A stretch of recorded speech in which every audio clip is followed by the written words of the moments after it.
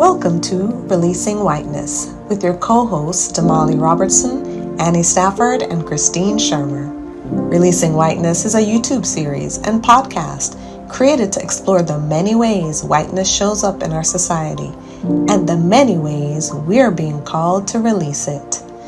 And by release it, we mean dismantle, watch it die. We mean it's way past time to give birth to something else, to our interbeingness, our shared humanity. Each of our conversations offers truth as a medicine. Each of our conversations offers mutuality as a salve. In the spirit of Sawubona, we're always asking, who do I have to be for you to be free? And who do you have to be for me to be free? Welcome to Releasing Whiteness. Remember to subscribe, like, and share. Thank you.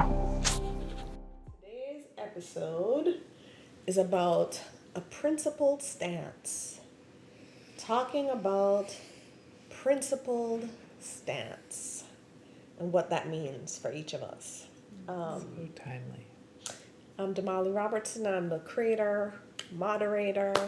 I'm representing the black gaze here. You know, we're not a monolith, but I'm going to try my best to pull in as much black culture as I can from my seat. And to my right, Annie Stafford. Remember to do pronouns this time. she, her, by the way, y'all. Yeah. Thank you for that. She, her. Musician and social justice is always my orientation, always a deep student of learning and unlearning and trying to be a good ancestor. I love that.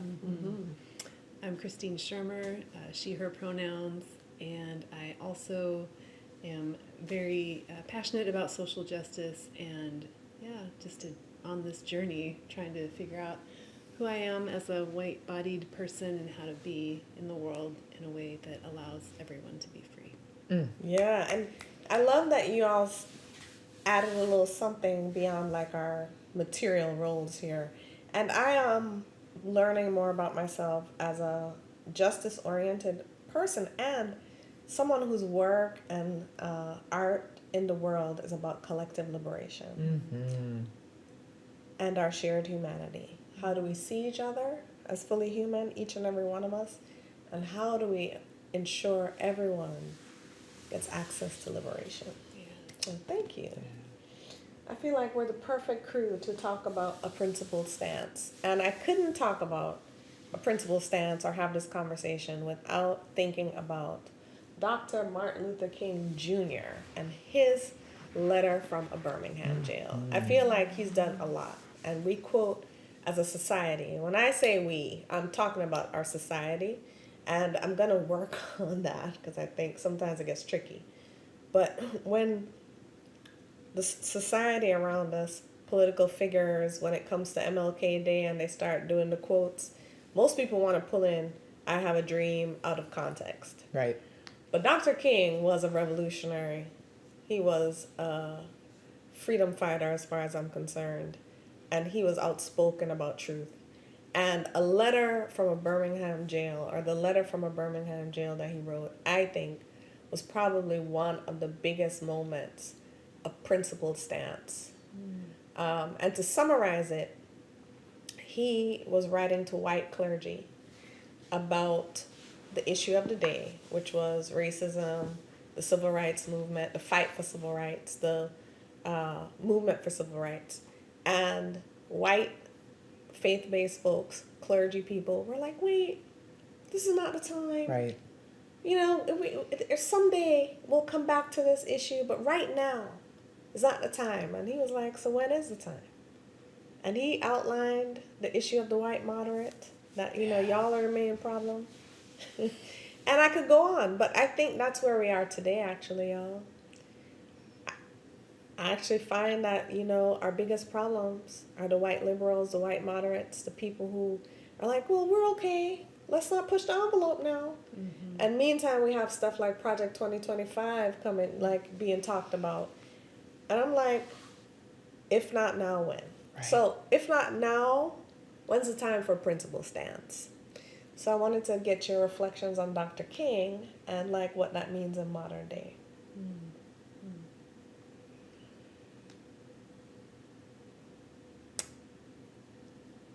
I think that when you were talking about Dr. King is addressing these white clergy and responding to, I think the request often comes from whiteness and white supremacy.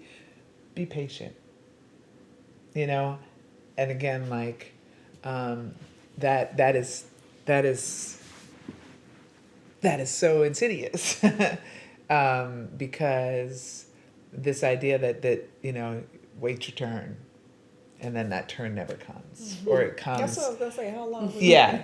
It never comes. It comes in uh, very tiny, sort of carefully packaged doses. That is the right amount to give, and that's it. And you're supposed to be grateful for that. And I think so. I think that letter, and I feel like every time I read it, I get more from it in terms of and also I learn more about the context that it was written in, and I think that time is now and has been, Mm. and yet we're still told to wait, to not be divisive, to there's so many versions of that same request. Mm-hmm. Um,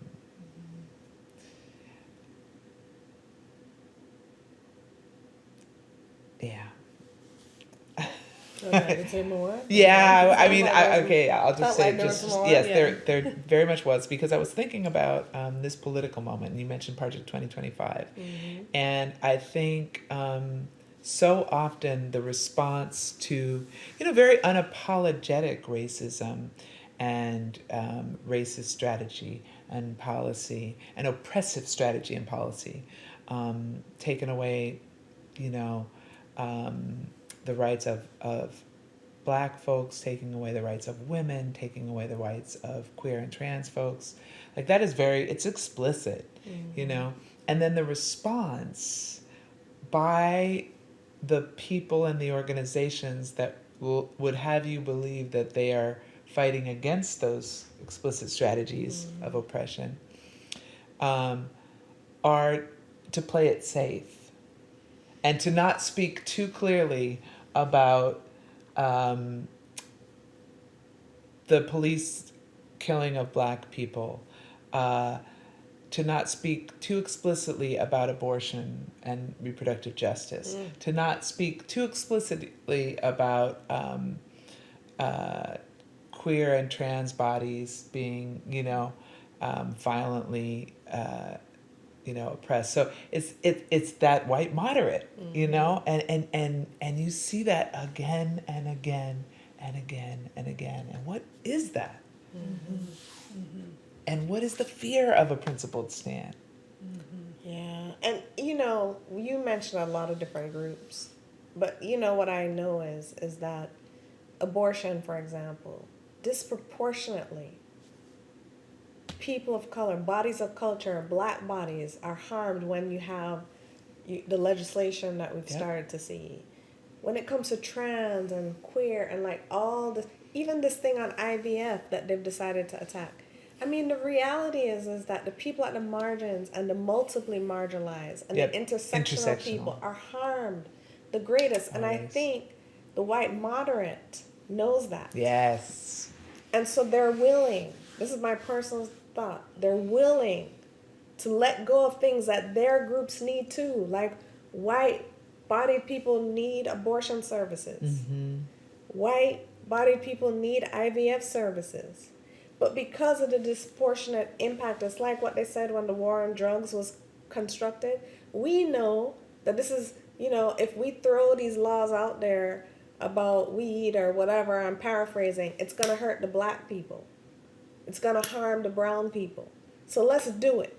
Knowing that our folks, white body people, get caught in it a little bit, but the real harm, and that's the thing that I think the white moderate knows. That, disproportionately this will harm the groups that we think maybe are less human, less deserving, less, and it's really infuriating, like Yeah. that strategy. Yeah. And it's just mind-bogglingly infuriating when it comes from the very people that say that they're Claim to about. be. Yes, exactly. Yeah.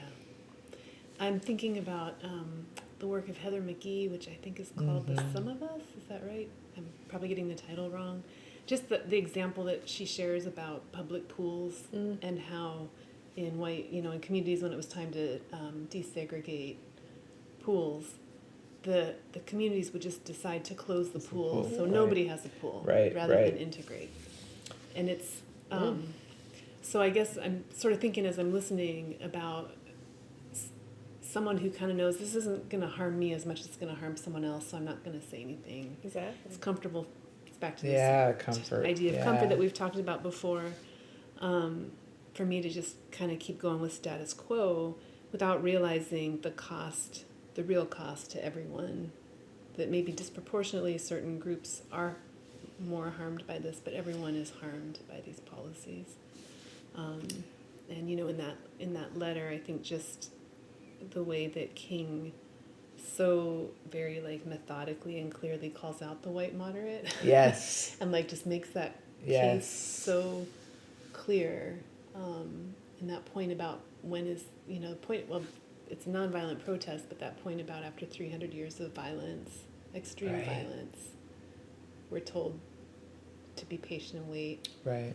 And, we see this all the time during times of uprising and protest as well. Again, I know in each episode I continue to refer back to the summer of 2020, but to me it's like it's such a flash, like it's such a point in my lived experience of watching this happen. When people were okay with protest and were, very passionately behind the cause to end police violence against black and brown bodies, and then if a store window got broken, Right. or if there was any sort of like damage to property or capital, then it was like, well, hold on a minute Right. now. Right. Right. Yeah. Yeah. So And I don't know if you've seen the movie Origin, the book. It's about the book cast and Isabel Wilkerson, and it has a scene in the movie where this young black boy, he's a boy at the time, 9, 10, 11, somewhere in there, is a part of a baseball team, and the baseball team wins, I guess, and goes to this pool. And it's an all-white baseball team except for him. He's the one black-bodied person on the team. And so he's not allowed to go in the pool. And he sits outside and watches his teammates swim and enjoy. And they, I guess the team and the coach from their team keeps wanting him to go in the pool. But the people shepherding the pool, I guess lifeguards or whoever Yeah. is managing the pool keep insisting no, but they do this thing where they get everyone out of the pool. They put him on a little, the floaty thing. oh They tell him don't touch the water, my God. and they like float him around the pool. But they're insisting that if he touches the water, they're gonna have to clear it. They have to drain the whole pool because I guess you're such a pollutant. Oh my God. And you think about what has happened to him in that moment. Yeah. And I'm forgetting his name right now, but it was such a profound scene because that's what has been created in this country and really around the world in caste systems. Yeah. Right? And the caste systems look different in different places and they play out in different ways. But Isabel Wilkerson is so skillful in weaving the stories together in the book itself, Caste, and Ava DuVernay is so skillful in weaving that together in the movie Origin. But what I think about that I think is the principled stance piece is what would it be like if we could see that young man, that child, any adult in the room, Yes. like your child, Yeah. your nephew, Yeah. your niece, your sibling nibbling, your person that you love, if you could look at him and strip away all this stuff that you thought about, that you were taught about, but just see him as a fully human, that's the thing that I feel like we're being called in. To me, that's the principal piece.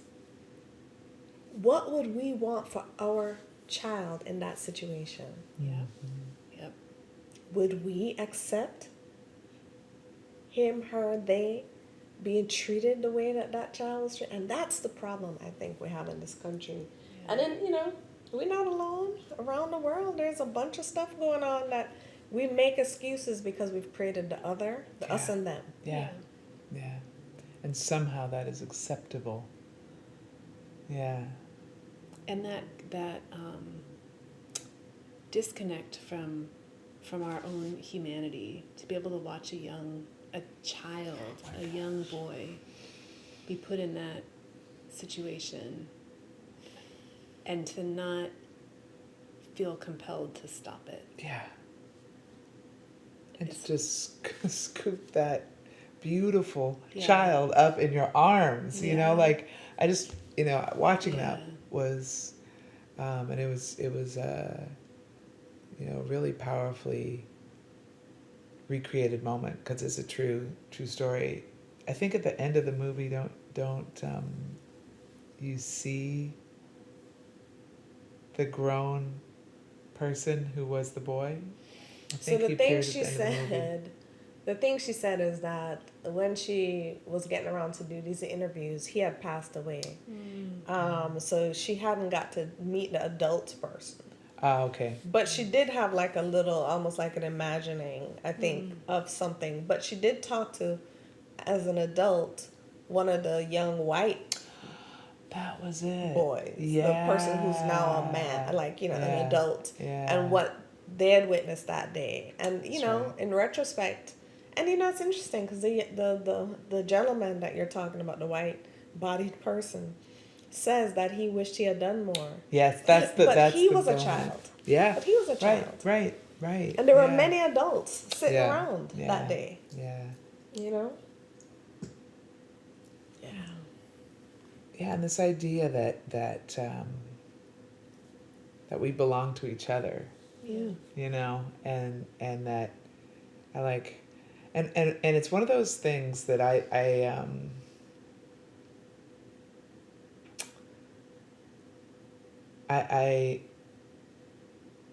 think it's when you suddenly are, it's an expansion thing, that when you are able to open your heart to that truth, that we do really all belong to each other. You can't go back from that. But how do white supremacy has organized against that truth, to absolutely cover it up and distract from it. And how, and I think there's so many different ways to reawaken to that. I think that's something that we all intrinsically, cellularly know, but that it's very systematically, that impulse is systematically denied out of us.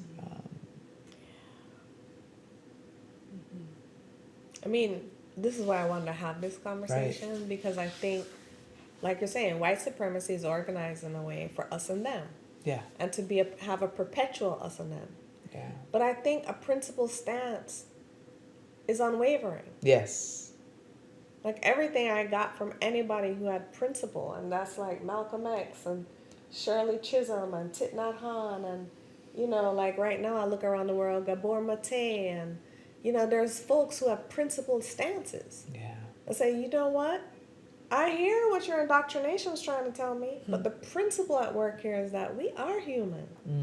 And that child in Sudan, in the Congo, in Palestine, in the unhoused communities here in Oakland, I mean, we don't have to go across the world. We We can just don't. look around the corner Around the corner. to see where we're missing principal stance. That child deserves the same thing as my child. That we're all fully human, and if we can get there, I think we'd be a different society. Honestly, if we could really 100%. hold the principal stance versus all the mess we've been raised to believe. The socialization process you've talked about in previous episodes. What say you, Christine? Well, you have my mind really spinning about the children because it's come up sort of in each episode. You know, we've talked about young white children at lynchings with their parents and families. We talked about that young black child in the swimming pool. We've talked about young babies and children in Palestine. And I'm not I just keep thinking, how can we create a world that's different for all of them? Like, how can we shape, what can we be doing now today with young people so that we are shaping a better future for everybody? And that's not necessarily a principled stance comment, except for, I suppose, modeling principled stances for children, modeling how to show up in a conversation that's scary and hard, how to talk through conflict, how to repair when things go wrong, how to say I'm sorry and make amends. Oh, yeah, You know. it's so huge. Yeah. You, Damali, had asked a question in the preparation notes Did I? about Okay. white people and principled stances, because you kind of listed like Shirley Chisholm and Malcolm X, and I'm bringing it up because I saw that question and I spent a lot of time like, why can't I think of anyone? I could think of John Brown, who I had heard the name but actually didn't know much about him except for that he was a very radical abolitionist. And I couldn't think of any others. And I actually Googled white people principled stance. That's so funny. And you didn't have a whole list? AI didn't give you like 100 people? You know, I'll tell you, I found a website. It was actually a really nice website, and they have a really thoughtful discussion of anti-racism and what it means. Nice. And then there was this list of people, most of whom I had never heard of, many of whom were, you know, there was one woman who started a school for freed black children in New York, I think it was. Oh, wow. White Okay. woman. And eventually she ended up having to like leave her town because she was driven out for doing that. Jane Elliott, who I think you're probably familiar with, and I was like, of course, Jane Elliott. Yeah. But most of the folks I had never heard of, and most of them had met pretty unhappy ends for taking those stances against racism. Which is kind of the fear, right? Is that you'll meet an unhappy end. Yeah. I point to a scholar a lot of times in my work named Bobby Harrell, who developed this thing called the cycle of socialization, the cycle of liberation. And from everything I've seen, all the images I've found, Bobby Harrell is a white-bodied person.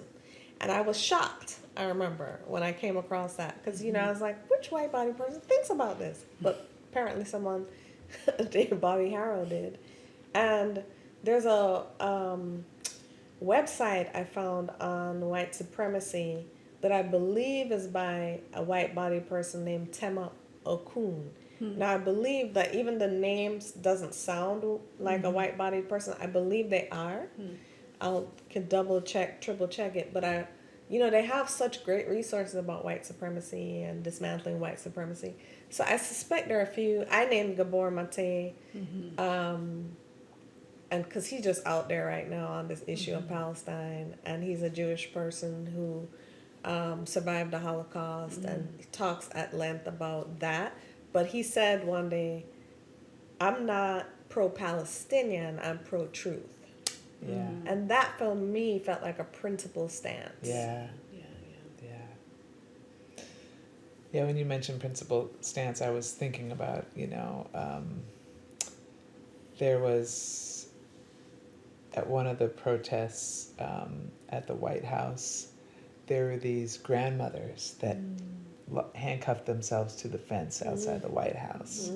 and I think a good number of them were Jewish, um, either Holocaust survivors who had family who survived the Holocaust, the European Holocaust. And that is a principled stand, and this idea that never again means never again for all people, not, it can't be selective. And that just, the embodiment of that.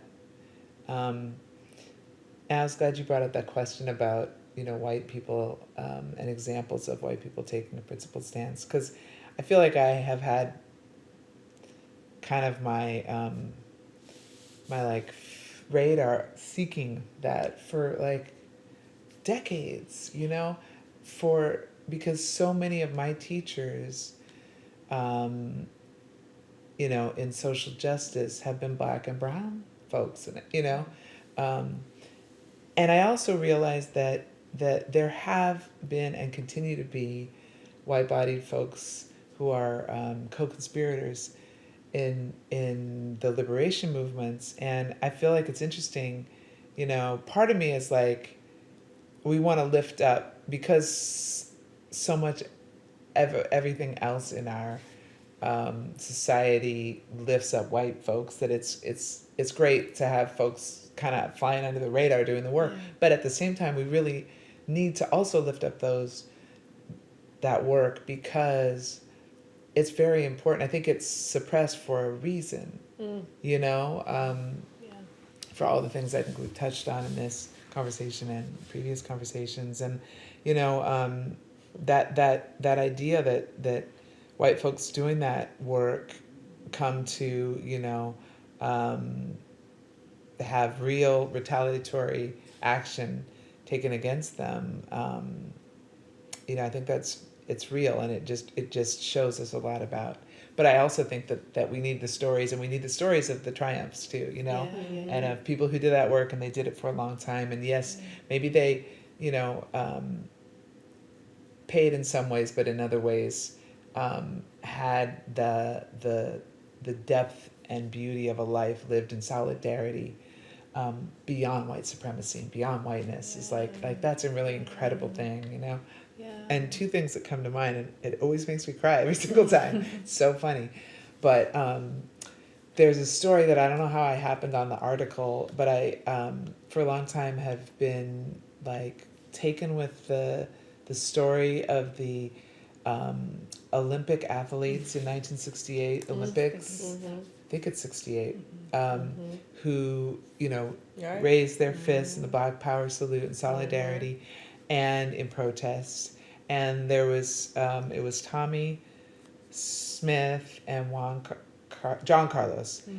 And they were both, students from San Jose State, incidentally. And then there was a third medalist. I can't remember if he was the bronze medalist or the silver medalist, but was an Australian, white Australian runner. Peter Norman was his name. And I read this story about the three of them, and they all had their medals stripped, and returned, in disgrace. It's really interesting to think about this, like with this current Olympics too, and just the politics of the Olympics. But and so they lost, the few opportunities that come to you if you do happen to medal, in a sport that you dedicated like years of your life to, sponsorship and coaching positions and speaking stuff. All three of them lost all those, and they stayed in touch. And Peter Norman, when he went back to Australia, and he didn't raise his fist. And for a while, I was kind of critical of that. I was like, dude, why didn't you raise your fist? And then I read more, and he said he didn't feel like it was his place to do that, but he wore a pin in support, and they told him that they were going to do that, and he said, yeah, I support you. So I was like, okay, that's in some ways that's next level, because he's not taking up space. He is quietly taking a principled stance, And he went back and also lost all the opportunities and never really worked. And I think had struggles with alcohol. Because he had the pin on? Is that why? Yeah, because he was a part of the protest. Okay. Yeah. Yeah, it's And- interesting that story, because I would be like, coming through the black gaze kind of moment. I'd be like, he needed to have his fist in the air. But, I felt the you same know. way until I read more, and I was like, okay, this was a conversation, and yeah, I felt the same way, Damali. And what was interesting is, he did struggle with. He was kind of shunned and ostracized for being a part of it, which is interesting because I was like, he wasn't. But it's really interesting how that works, and died before the other two, and they were his pallbearers. Wow.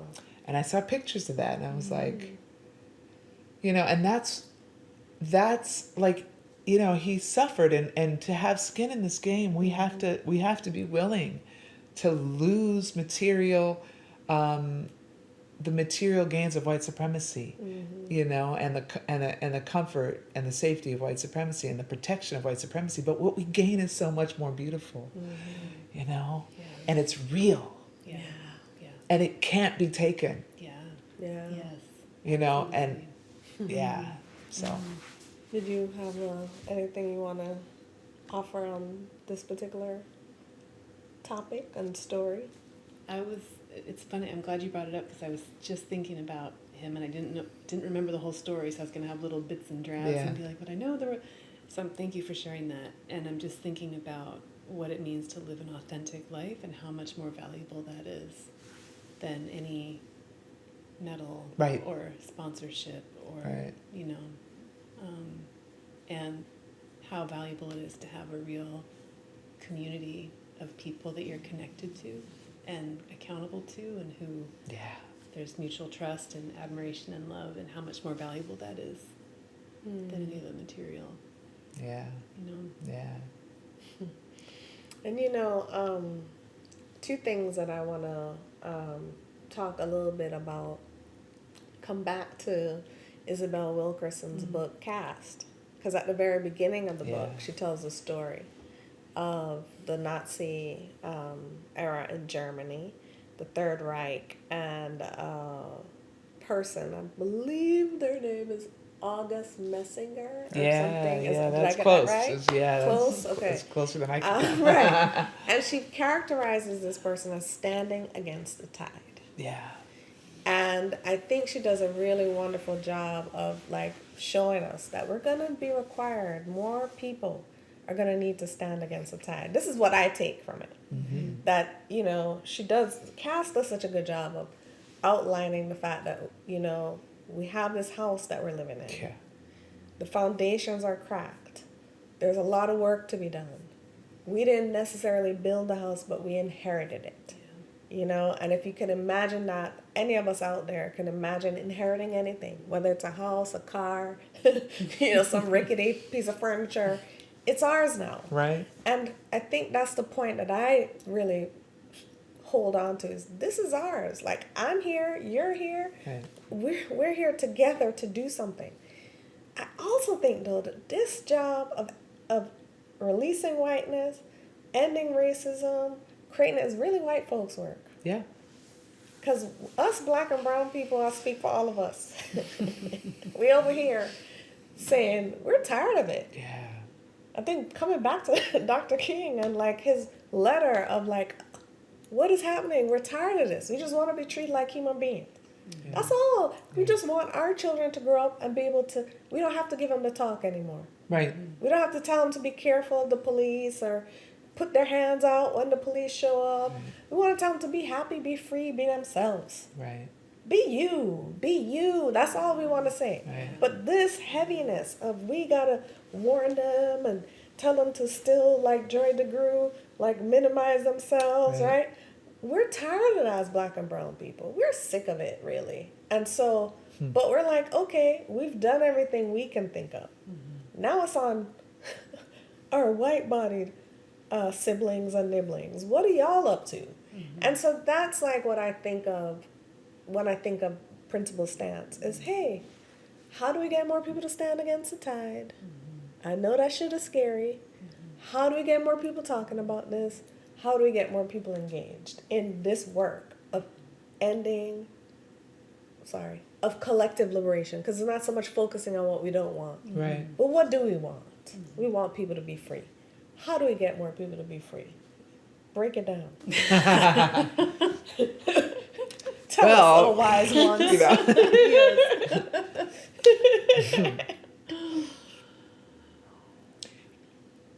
I feel like we just touched on a really crucial piece, which is starting to understand that the sort of the material prizes, I think, that are promised for the participation in white supremacy, right? Like, I feel like white supremacy says, hey, you participate in this, you fall in and be obedient, and you will get, a decent job. You will be entitled to, right? An education, proximity to power. You'll be protected. So realizing what those material things are, and then how empty they are, and what a trap that is, and the idea that the fear of losing those material promises that often are not ever even really made good upon, is what keeps people from challenging the system and saying, hey, there's enough for everybody, and nothing will be lost if everybody is free. Like, my freedom doesn't mean, like, you being free doesn't mean that I won't be free. But I think that's the narrative. I think that's the fear. Yes, that is the it fear. It means I have to give up my freedom. Right. But, I do think it might mean you have to change. Exactly. We talked about in our previous episode. You might have to make some more room. There might be some shifting. Yeah. But I don't think you have to give up your freedom. Right. Yeah. Right. And so, parsing out that, and like, and also this idea that material things can like, Donda always says, when you die, you do not take anything with you. Yeah. We don't take anything I've with heard us. her talk about right? it, go back to the dust. Right. And I was like, right? Yeah. It's so yeah. And so we're doing all of this for things that will, and so again, it comes back to like an authentic life and a meaningful life. And, and so it's kind of like working it out in my head right at this second, but to be able to simultaneously say, hey, I will change. I will embrace change. I will embrace discomfort, and I will embrace letting go of some of these material things. Like, I think of Steve Martin and The Jerk. All I need is my TV, and all I need is I feel like white people are like that. Like, that was such an embodiment of whiteness. His character. Like, all I need is this TV, and all I need is this. All this stuff, and we need to like be ready to release that and the promise of that and the entitlement to that, and embrace what's actually much, much more valuable, which is an authentic life, a life belonging to other people, a life connected to people, and to our own humanity. Wow. Yeah. It's a lot of material stuff. It's a lot of things. Yeah. It's a lot of things. In the end. And indigenous wisdom teaches you. I've been reading a lot of different books, from indigenous perspectives, but it's like we own nothing. Yeah. Like Don does. I think that's an indigenous perspective. It totally it's is. It's like we own nothing. Yeah. Like the truth is, like when you all let it fall away, all we have is the energy. Yeah. Yeah. We're occupied. Even our bodies, we don't like own it. Right. Like we're in it right now. Right. For this temporary time until whatever happens next. Once we are back to the dust, right. But once that happens, something else is happening. none of this matters. It's like, but what we have is the moment and the energy and the connection of being human together on the planet. Yeah. Ooh, goodness. Christine, any thoughts on this? Well, the original question about what we can do, I'm just thinking, like, how do we move people there? Yeah. And I don't know how to answer that question, but I just keep thinking, like, we're so trapped by capitalism. Yeah. Mm. I know that's not the direction that we're taking this particular conversation, but I just think about You could go there. how, well, you know, I can speak for myself, and I don't think I'm alone in this. Like, when I buy a new dress, I feel so happy when that package comes in the mail, and I put on my new dress, and I feel really good, and I go out in the world, and then a few days later, it's no longer a new dress, and then I want another new dress, which is how the market keeps us, like, you know, all these advertisements, all the bombardment of all these images and ideas of what you're supposed to be and how you're supposed to look, and there's so much about wealth and, you know, wanting to have a certain appearance and self-esteem, and I don't know, I'm going through all these different things in my head, but like the things that really fill you up are these kinds of conversations. It's that connection to other people. It's being able to help someone and having someone help you, right? It's all that is the real thing. But in the absence of that, I'm sort of trying to fill it with all the things you see around us. So I don't know what the campaign is that helps people shift to, like, okay, maybe I can invite some people over to dinner for a nice deep conversation, and we all put away our phones and don't have a TV, and we're like free from the distractions of the modern world and the inputs of our market capitalist, you know, advertising bombardments, and just really connect. I don't know. I mean, that sounds a little corny and a little out there in the context of, like, the real violence and harm that happens every moment because of white supremacy, and but it just occurs to me. Yeah. But it's a step. It's a baby step. I don't know. Yeah. It's interesting what you just said about the dinner, because I know that there are people who do these things, that have conversations over dinner. There's some folks I follow on Instagram who have, I think there's even a movie that they did. Two women of color, I don't remember their names right now, unfortunately. But they've had these dinners, and I think they want to unpack racism at the dinner. So I think it's not necessarily all community building. It's like parsing some stuff out. But, you know, it makes me think what you're saying, right, is that I think personally, whiteness, white supremacy has constructed a lot of we're so different narratives. You know, the thing that I've always come to when we have conversations across difference is that we really want many of the same things. Yeah. That, you know, we want, for example, I think Maslow's hierarchy of needs covers like the safety. Like we want water, food, shelter, right? And then we want good relationships with each other. Like if we have children, not everyone has children. Not everyone will have children. Not everyone wants children. But if you have children or you have young people in your life, you want to see them do well. Yeah.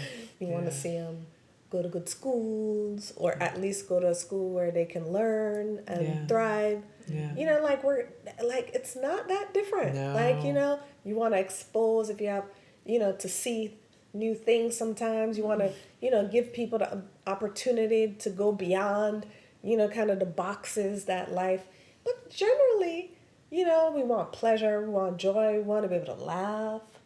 We like good music. We like, generally speaking, people are just, you know, human. People are just people. And yet, what we do is make up all this stuff about how different they are. How they don't actually want an education for their children. Right. These are things I've heard over and over, this us and them stuff. When really, even the most, you know, the folks who people perceive as not wanting anymore for their kids, it's a false narrative. And very often it's rooted in a lot of trauma. Yeah. Very often if you see a parent who's despondent, who doesn't show up like they care, They've experienced a great deal of trauma. Yes. They've experienced a great deal of the systemic trauma plus the individual trauma. So what we're looking at really is the outpicturing of what trauma does in people's lives often, but we label that black, brown, these people, those people. And I think that's what needs to change. When I think about it, I think that's what needs to change. We need to understand that we want generally the same things. We have different cultures, yeah. We come from different countries and different groups and we have different ethnicities, yeah. But at the center of it, we want the same things. And if we could get there, I think we could have some meaningful change. Mm-hmm. But I think white people need to get that more. Yeah. That was a mic drop moment. It 100%. 100%. White body folks. Yeah. Invitation. 100%. Yeah. This could solve everything if you just Yeah. got up one morning and saw that. Exactly. Lift the Yeah. the veil. Any other thoughts on our principled stance combo? And we, may be at a good place to. What are your closing thoughts? I had a closing thought that was inspired by what you were saying, Christine, and it actually really folds beautifully into what you said too. I think is that like if we a lot of the kind of the material stuff that capitalism needs us to be endlessly participating in and endlessly consuming, I think plays a role of numbing, and you talked about that, and the numbing is needed because of unhealed trauma, So if we can kind of like simultaneously heal our trauma, begin to unplug from the constant numbing and not being enough, right? Capitalism survives on telling you that you need to purchase something to be good, to be good enough. Buy your way whole. Exactly. And so if we can sort of, and I think it's baby steps. So the dinner is a great step, and then as we do that, part of becoming whole is recognizing connection with everyone, the belonging to each other, the fact that we really are not that different. We want the same things and need the same things and deserve the same things. Another Donda saying is, we all bleed the same color, blood. The differences are tiny, tiny. They're important, and it's beautiful to see us in our differences. Yeah, exactly. Like we are beautiful in our difference. Be clear that it's beautiful to have different culture, ethnicity, foods, music, 100%. all of that. And as an individual, my difference, then your difference. Yes. It's beautiful. Yeah. It is. And it's your difference. It's the most beautiful thing about life, and yet we have so much also to share and to learn from each other, and so much in common.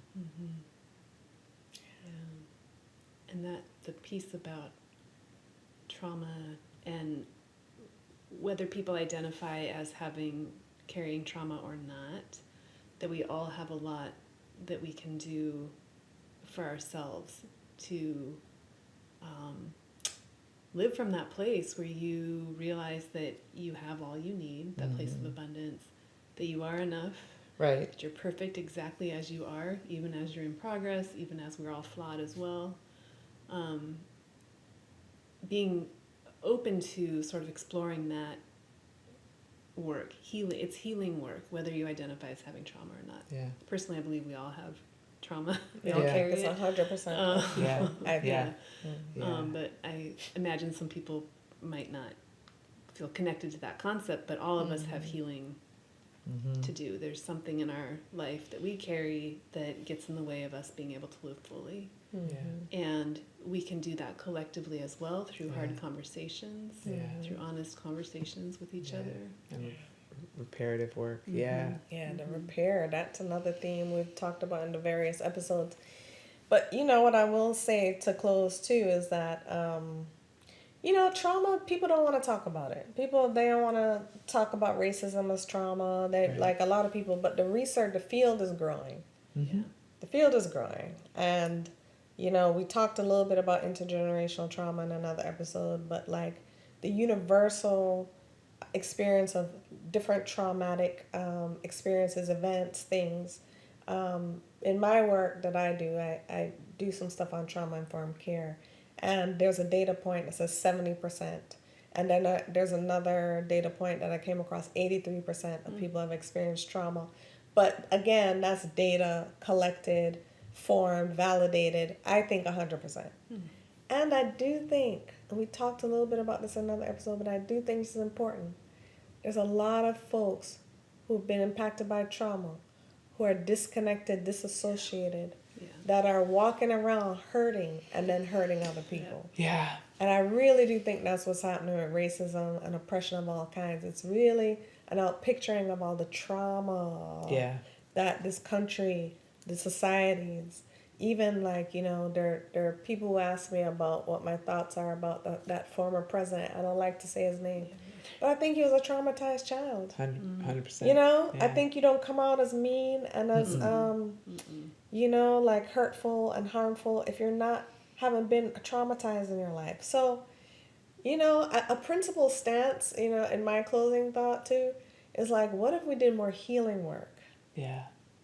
What if we looked at this through a lens of healing work? And everybody got the opportunity to heal. Yeah, everybody. Yeah. Everybody. What if we looked at it that way? That would be a shift. And I think there are many people encouraging us in that direction. Yeah. Prentice Hemphill, Yes. named their book, What It Takes to Heal, but so many others. I mean, there's so many others. Resma Menakem, we've brought Resma Menakem into the room. And there are so many others. Yeah. Yeah, who are encouraging us to heal. Yeah. Yeah. I'm having a moment, I was just thinking about people who would really disagree with me politically very ardently, and I'm just sort of having a moment right now of deep compassion, like I want those people to be able to heal too. Yeah. Yeah. That's beautiful. Yeah. We'd have a different world, y'all. We really would. And I'm thinking about working on the foundations of that house. And, you know, you have to be at a certain point in your healing journey to do that work. You know, like, I love that metaphor because, like, you got to be strong enough to start to get to work on that foundation, you know? And those two things. And I also think doing the work can be a healing, right? Yeah. So it's a both and. It is. Oh, yeah. Well, thank you. I think that's it. All right. Until the next one. Next time.